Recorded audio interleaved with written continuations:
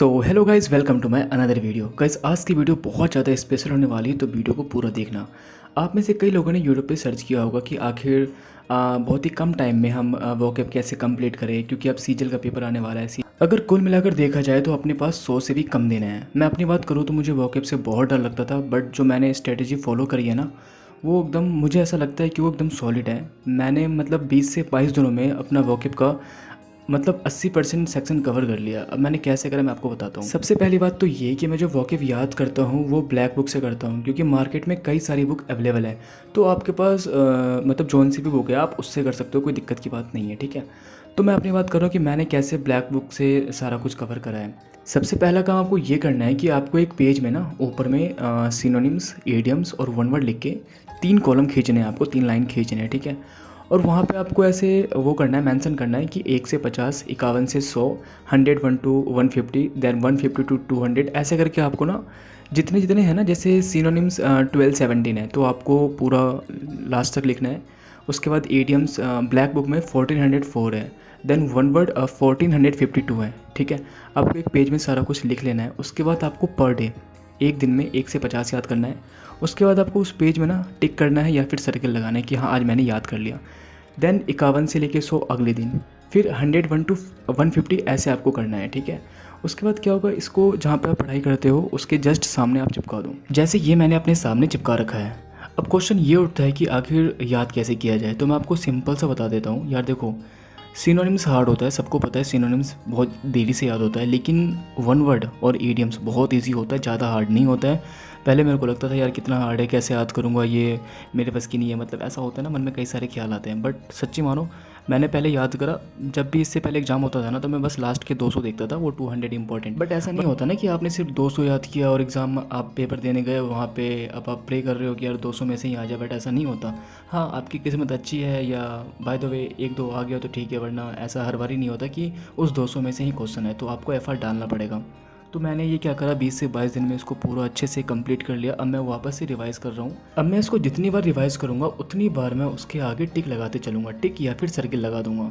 जैसे मैंने 1 से लेकर 50 तक जो सिनोनिम्स है उसको मैंने 2 बार या फिर 3 बार रिवाइज़ कर लिया, तो वहाँ पर मैं 3 सर्किल लगा दूँगा, ठीक है। ऐसे में याद रहेगा कि हाँ मैंने इतना याद कर रखा है। अगर आप ऐसा नहीं करोगे ना, देखो मैं मेरा आप बुक देख रहे होंगे, इसमें कितने सारे टिक लगे हैं, क्योंकि मैं जितनी बार ही पढ़ता हूँ ना, एक टिक मतलब एक बार ग्रीन से टिक कर दिया, फिर एक बार रेड से टिक कर दिया, एक बार येलो से कर दिया, मतलब ऐसे करते रहता हूँ ताकि मेरे को ना सेटिस्फेक्शन मिल सके कि हाँ मैंने याद कर रखा है। बट अब क्या है ना कि सामने ये चिपका हुआ है, कोई दिक्कत नहीं है। 1 से लेके 100 तक मैंने याद करा, या 1 से लेके 50 तक मैंने यहाँ पे याद करा और वहाँ पे मैंने टिक कर दिया।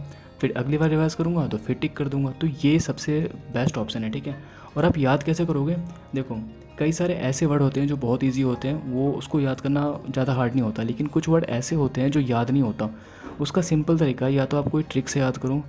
भाई कई सारे बच्चे याद करते हैं, ऐसा नहीं कि मैं अब आप सोच रहे होंगे यार इंग्लिश में कौन सा ट्रिक या फिर कौन सा, तो आते हैं कई सारे टॉपर्स के मैंने इंटरव्यू देखे हैं मतलब यूट्यूब पे, तो वहाँ बताते हैं कि बहुत सारे वर्ड्स उन्हें याद नहीं होते, तो वो क्या करते हैं ना, मन ही मन कुछ सोच लेते हैं या फिर अपने अकॉर्डिंग या फिर किसी की वीडियो से हेल्प लेके वो कर देते हैं, ट्रिक बनाते हैं बच्चे, देन उसको याद करते हैं। उससे क्या होता है ना, उनको याद रहता है काफ़ी टाइम तक। जैसे मैं एग्जांपल के लिए बता रहा हूँ, एक वर्ड है कनिंग, CUNNING, कनिंग मतलब होता है चालाक।